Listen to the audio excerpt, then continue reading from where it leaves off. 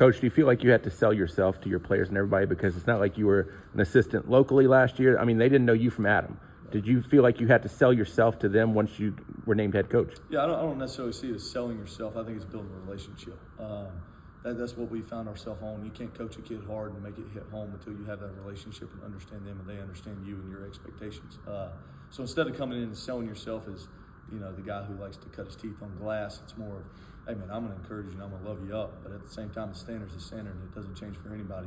And this is how we're going to do it. When you don't do it, live up to that.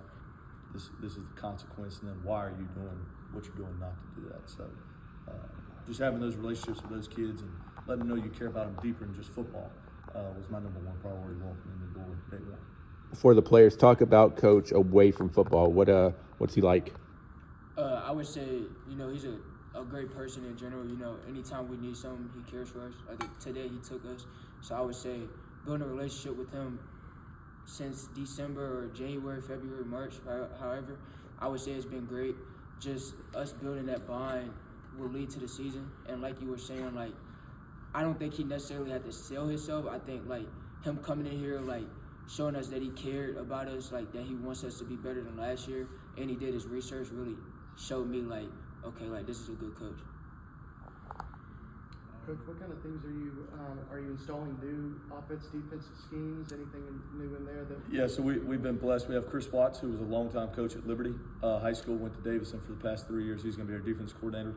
We'll be in a 4-3 defense, and then we're building off a little bit of what they did last year and kind of implementing our own little spice into that. So, yeah. Talk about what you've seen out of Coach away from football. It's just been a great relationship building. We're able to connect with him on certain things.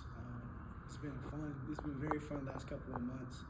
Just getting to know him as a person, but also as a coach, building that relationship on the field, being able to trust each other so when the time comes, we're able to do certain things that normally we wouldn't be able to if we not built that trust. But it's been incredible the past couple of months. I'm just excited to see how it leads into the season. Coach, how important is it? I mean, I've heard relationship building. I don't want to say is that more important than the X's and O's, but talk about how important that is to a football team. Honestly, I think it is more important than the X's and O's.